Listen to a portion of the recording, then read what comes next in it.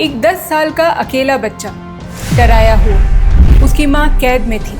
उसके सामने एक कागज़ रखा गया और कहा गया साइन करो। उसने साइन किया और उस एक साइन के साथ पूरी सभ्यता की एक सबसे कीमती चीज़ हमेशा के लिए चली गई। वो चीज़ थी कोहिनूर, ब्रिटिश क्राउन। ये नाम सुनते ही एक और नाम आता है, कोहिनूर, इंडियन सबकॉन्टिनेंट का नायाब हीरा, जो आज लगा हुआ है ब्रिटिश रॉयल्टी के क्राउन में। ब्रिटेन के लिए तो ये एक क्राउन जूल है, पर बाकी सबके लिए ये खून, धोखा और बर्बादी की याद है। आए दिन इसको लेकर आवाज़ें उठती रहती हैं कि कोहिनूर वापस करो, लेकिन वापस जवाब में मिलती है सिर्फ खामोशी।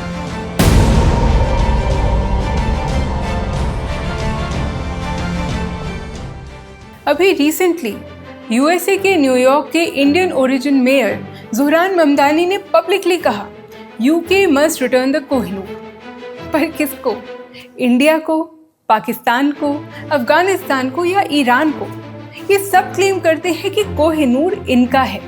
तो आखिर कोहिनूर किसका है? और क्या ये सच में कर्स्ड है, अभिशापित है?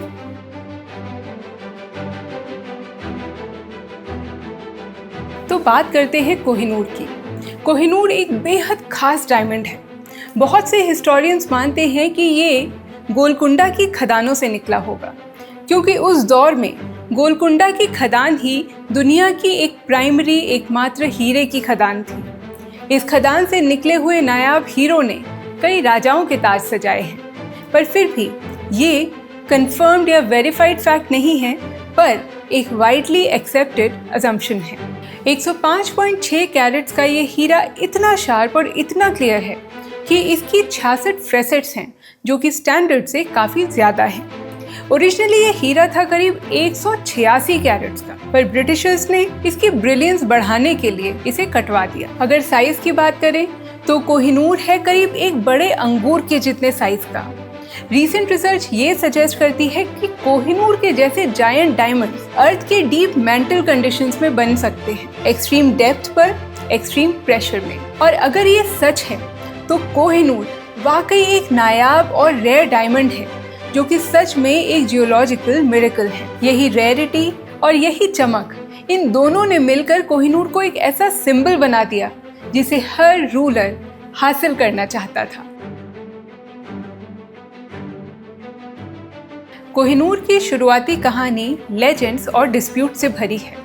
कुछ हिस्टोरियंस इसका कनेक्शन ककातिया डायनेस्टी और गोलकुंडा तक ट्रेस करते हैं। करीब 1306 एडी के पास दिल्ली सल्तनत के अलाउद्दीन खिलजी ने साउथ इंडिया पर आक्रमण किया और फिर उसके बाद कोहिनूर को हासिल किया। हालांकि इस क्लेम का कोई भी पक्का डॉक्यूमेंट्री एविडेंस नहीं है। कोहिनूर का पहला विश्वसनीय रिटन रेफरेंस मिलता है मुगल एरा में। बाबर ने अपने मेमोयर बाबरनामा में एक एक्स्ट्रा ऑर्डिनरी हीरे का जिक्र किया है। हिस्टोरियंस मानते हैं वो कोहिनूर की ही बात कर रहा था। इसके बाद आया शाहजहां। शाहजहां ने लेजेंड्स के मुताबिक अपने पीकॉक थ्रोन यानी कि फेमस मयूर सिंहासन में इस हीरे को लगवाया। मुगलों की ताकत का वो दौर अपनी पीक पर था, पर फिर आया औरंगजेब, जिसने अपने पिता को ही बंदी बना लिया और ये हीरा औरंगजेब के पास चला गया। नादिर शाह ईरान से आया एक ऐसा आक्रमणकारी जिसने 1739 में दिल्ली पर धावा बोला। मुगल साम्राज्य अंदर से पहले ही खोखला हो चुका था और नादिर शाह ने उसे तोड़ कर रख दिया। वो मयूर सिंहासन को उठाकर ईरान ले गया। कहा जाता है कि जब नादिर शाह ने पहली बार इस डायमंड को देखा तो उसके मुंह से सिर्फ एक ही शब्द निकला, कोहिनूर, यानी कि माउंटेन ऑफ लाइट, मतलब रोशनी का पहाड़। और इस तरह इस हीरे का नाम पड़ गया कोहिनूर। पर नादिर शाह जैसे बर्बर इंसान की कहानी भी खून में ही खत्म हुई। कुछ ही सालों बाद उसको उसके खुद के गार्ड्स ने ही मार दिया। उसका साम्राज्य बिखर गया। उसके रिश्तेदारों और डिसेंडेंट्स को खूब टॉर्चर किया गया और कोहिनूर लग गया उसके सेनापति के हाथ, अहमद शाह अब्दाली, जो कि बाद में अफगानिस्तान का संस्थापक बना। अब ईरान से कोहिनूर पहुंचा काबुल और वहाँ पर वो दुर्रानी डायनेस्टी के पास कई दशकों तक रहा। पर कहानी घर घर की किसी को नहीं बख्शती। दुर्रानी डायनेस्टी में भी आपसी मतभेद शुरू हो गए, परिवार में लड़ाई शुरू हो गई। तो शाह शुजा, जिसको कहते हैं कि वो इस डायनेस्टी का एक कमज़ोर राजा था, उसे सत्ता से बेदखल कर दिया गया और वो भागता भागता मदद के लिए पहुंचा लाहौर, महाराज रणजीत सिंह जी के पास, जो कि शेरे पंजाब थे। उन्होंने शाह शुजा की मदद तो की, लेकिन उसके लिए कीमत भी मांगी। वो कीमत क्या थी? कोहिनूर। शाह शुजा के पास अब कोई चारा तो था नहीं, तो 1813 में कोहिनूर वापस हिंदुस्तान में आ गया। महाराजा रणजीत सिंह कोहिनूर को अपनी शान मानते थे, लेकिन 1839 में उनकी मृत्यु हो गई और सिख साम्राज्य अंदर से टूटने लगा। धोखे, हत्याएं, सत्ता की राजनीति और फिर हुई वो घटना जिसके बारे में जानकर, जिसके बारे में सोचकर आज भी हर भारतीय के दिल को दर्द पहुंचता है।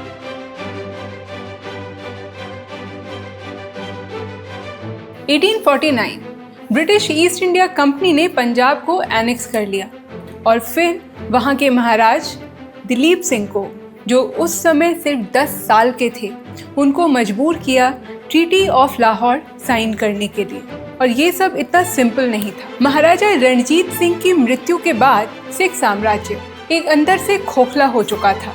उनके कई दरबारी, जिन्हें अपने राजा की रक्षा करनी चाहिए थी, जिन्हें अपने साम्राज्य की रक्षा करनी चाहिए थी, वो अंग्रेज़ों से मिले हुए थे। अंदर की खबरें बाहर जाती थीं, यानी कि दुश्मन सिर्फ बाहर नहीं था, वो अंदर भी था। ऊपर से उनकी माँ रानी जिंदन को अंग्रेज़ों ने जेल में बंद कर दिया। अब 10 साल के महाराजा दिलीप सिंह के पास न तो माँ थी, न ही गाइड करने वाला कोई भी विश्वसनीय दरबारी। तो जब ब्रिटिशर्स ने उनके सामने ट्रीटी ऑफ लाहौर रखी और उन्हें डराया कि इसे साइन करो वरना इससे भी बुरा होगा, तो उन्होंने इसे चुपचाप साइन कर दिया। उस ट्रीटी में एक लाइन थी कि कोहिनूर डायमंड ब्रिटिशर्स को सरेंडर किया गया है। Surrender, not a gift. बाद में क्वीन विक्टोरिया से महाराज दिलीप सिंह ने कई बार रिक्वेस्ट की कोहिनूर को वापस करने के लिए, पर उनकी रिक्वेस्ट को रिजेक्ट कर दिया गया।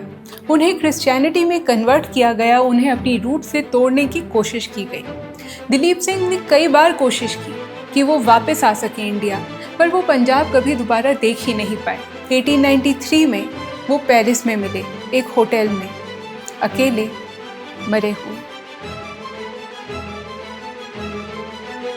तो आज सब पूछते हैं कि कोहिनूर आखिर है किसका।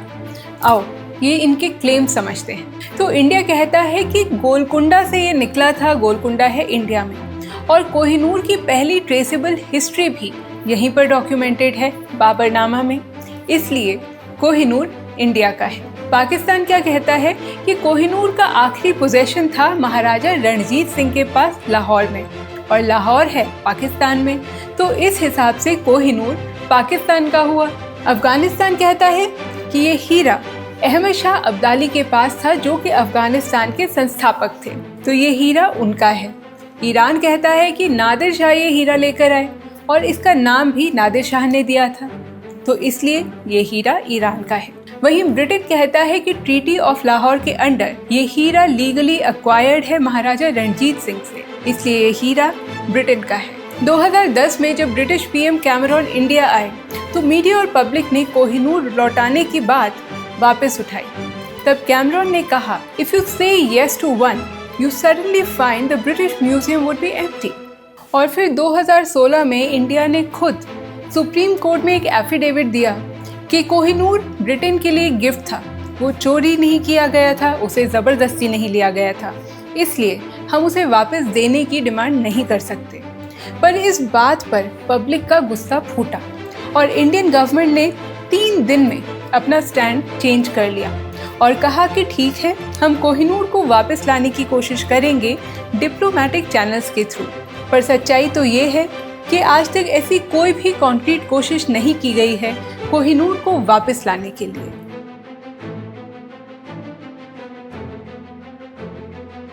एक पैटर्न है कोहिनूर की कहानी में जो बार बार दिखता है। जिस भी रूलर के पास कोहिनूर गया, उसका एक ही अंजाम हुआ, बर्बादी। अलाउद्दीन खिलजी का साम्राज्य टूट गया औरंगजेब जिसने अपने बाप को कैद किया था, उसको खुद उसके बेटे ने तकलीफ दी। नादिर शाह अपने ही गार्ड्स के हाथों मारा गया। शाह शुजा को भागना पड़ा अपना परिवार और अपनी सल्तनत छोड़ के। महाराजा रणजीत सिंह का भी साम्राज्य टूट गया और दिलीप सिंह पेरिस में अकेले पाए गए मृत एक होटल के कमरे में। 1850 में जब कोहिनूर ब्रिटेन पहुंचा तब उसके साथ साथ उसके कर्ज की कहानी भी वहां पहुंच गई। शिप जर्नी के दौरान कॉलेरा आउटब्रेक हुआ। ब्रिटिश न्यूज़पेपर ने कर्ज वाली स्टोरीज चलानी शुरू कर दी और फिर ब्रिटिश रॉयल्स ने एक ऐसा फैसला लिया कि किंग्स कोहिनूर नहीं पहनेंगे, सिर्फ क्वींस पहनेंगी, क्योंकि एक फेमस लेजेंड है that Kohinoor can only be worn by either god और women। और ये बात ब्रिटेन तक पहुंच गई और ये लेजेंड आता है विष्णु पुराण में मेंशन्ड स्यमंतक मणि की कहानियों से, जो लोग मानते हैं कि ये कुछ और नहीं बल्कि कोहिनूर थी। हालांकि एक सेक्शन ये भी मानता है कि ये हीरा न होकर रूबी थी, पर एकदम पक्का सच क्या है इस बात का कोई सबूत नहीं है। 2022 में पॉलिटिकल कंट्रोवर्सीज के चलते किंग चार्ल्स ने भी कोहिनूर को नहीं पहना और ना ही उनकी वाइफ कैमिला ने। और 2024 में जब किंग चार्ल्स को कैंसर डायग्नोज हुआ तो ऑनलाइन डिस्कशंस ने एक बार फिर कर्ज वाली कहानी को जोड़ना शुरू कर दिया, लेकिन इसका कोई फैक्चुअल बेसिस नहीं है। शायद ये एक ह्यूमन टेंडेंसी है कि हम लोग वहाँ पैटर्न ढूंढ ही लेते हैं जहाँ पर हम लोग डरना चाहते हैं। कुछ भी हो, हम एक लिंक बना ही लेते हैं। शायद कोहिनूर और उसके ओनर्स की बर्बादी सिर्फ एक कोइंसिडेंस ही हो, लेकिन फिर भी सदियों से कोहिनूर और उसके कर्ज की कहानियों ने लोगों को अच्छे से पकड़ रखा है। तो एक सवाल तो दिमाग में ज़रूर आता है कि ब्रिटेन कोहिनूर को वापस क्यों नहीं करता। तो सच ये है कि अगर ब्रिटेन ने कोहिनूर वापस किया तो बहुत सारी अलग अलग जगहों से डिमांड्स आएंगी। ग्रीस एल्जिन मार्बल्स मांगेगा, नाइजीरिया बेनिन ब्रॉन्जेस मांगेगा, इजिप्ट अपनी एंटिक्विटीज़ मांगेगा। अगर कोहिनूर गया तो बाकी सब भी जाएगा और ये बात ब्रिटेन अच्छे से जानता है और इसलिए वो कोहिनूर को वापस नहीं देना चाहता। आज कोहिनूर लंदन के टावर ऑफ लंदन में है, जूल हाउस में क्राउन जूल्स का हिस्सा है, बुलेट प्रूफ ग्लास के अंदर हैवी सिक्योरिटी के साथ। दुनिया का सबसे प्रोटेक्टेड डायमंड, दुनिया का सबसे डिस्प्यूटेड डायमंड भी है। अगर इसकी वैल्यू की बात करें तो ब्रिटिश गवर्नमेंट कहती है कि ये प्राइसलेस है, इसका कोई मोल भाव नहीं कर सकते। लेकिन अगर एक्सपर्ट्स की माने तो वो कहते हैं कि इसकी वैल्यू $1 बिलियन से लेकर $2 बिलियन तक की हो सकती है। अगर रुपए में इसको कन्वर्ट करें तो 83,000 करोड़ से लेकर 1,66,000 करोड़ तक। कोहिनूर का कर्ज था या कोइंसिडेंस, ये बात तो कोई भी कंफर्म नहीं कर सकता। पर एक बात ज़रा सोच के देखिए, कोहिनूर पाने के लिए सबने हिंसा की, धोखा दिया, हत्याएं की, राजनीति की, और फिर भी कोहिनूर किसी का नहीं हुआ। और आज भी कोहिनूर जिसके पास है वो इसको पहनने से कतराते हैं। यही है असली कर्ज, लालच का। अगर आप कोहिनूर के टॉपिक को और गहराई से समझना चाहते हैं या इसके बारे में और पढ़ना चाहते हैं तो एक किताब ज़रूर पढ़ें जो विलियम डैलरिम्पल और अनीता आनंद के द्वारा लिखी गई है। इसका नाम है Kohinoor, the story of the world's most infamous diamond. अगर आपको ये कहानी पावरफुल लगी तो इसे लाइक कीजिए, शेयर कीजिए और हमारे चैनल द अननोन इंडिया को सब्सक्राइब कीजिए। और उन दोस्तों के साथ तो ज़रूर शेयर कीजिए जिन्हें लगता है कि हिस्ट्री बोरिंग होती है। और कमेंट्स में ज़रूर बताइए कि क्या कोहिनूर वापस आना चाहिए, और अगर हाँ तो कौन से देश में।